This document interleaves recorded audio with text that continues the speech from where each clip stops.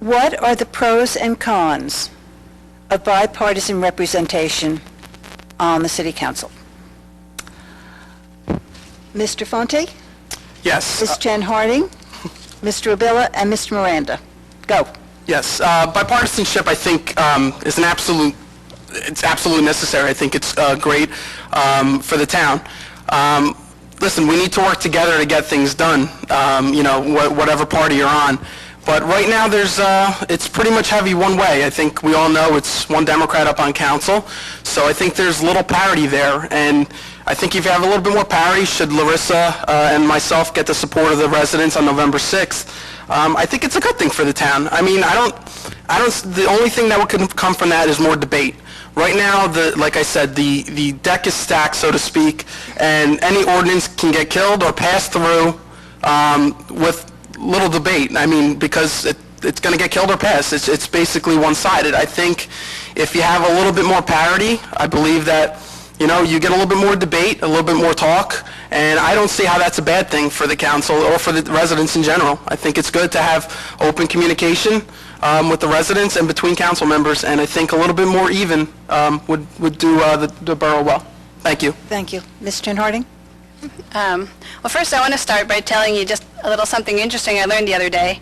A friend of mine used to live up in Bergen County, and she said that there in her town they didn't even have a two-party or any party system in their government, and the idea behind it was simple. It was just that at the local level, the conventional values that tend to define the Democratic and Republican parties really have nothing to do with running a small town. And there's only about some 13,000 people of us living in this town. Shouldn't we all want the same things, like decent, affordable housing and clean, safe neighborhoods, et cetera, et cetera?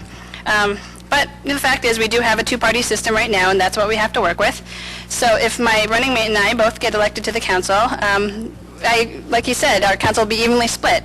The more issues can be brought to the forefront for discussion, and the people of Roselle Park can only benefit from this. And as for actually working with the opposing party, I mean, I would be happy to support anything that I feel is good for Roselle Park. It doesn't matter whose idea something is. If it'll benefit our residents, I'll support it. I don't have a partisan agenda. I'm just someone who's running for Third Ward Council to make a positive difference in my town. Thank you. Thank you. Mr. Abilla? I don't think we have a partisan agenda in Roselle Park, and evidence of that is our lone Democratic councilman that sits with us that has voted for every single initiative that we've put forth. And it doesn't matter if you're a Democrat or a Republican. I sat on council with Al Mirabella, who later became a freeholder, and Al blended in harmoniously with the Republican majority. I think it's the same if the Democrats ran the whole town and had entire control. I don't really think there's much of a difference between Democrats and Republicans. It's what's in your heart, who's best able to serve council, who's best able to serve the residents of Roselle Park fair, impartially, with integrity, and that's really what's paramount. Thank you. And Mr. Miranda? Well, as you can see, I'm not a politician. It's not about Democrat or Republican. It's working together for the residents of the borough.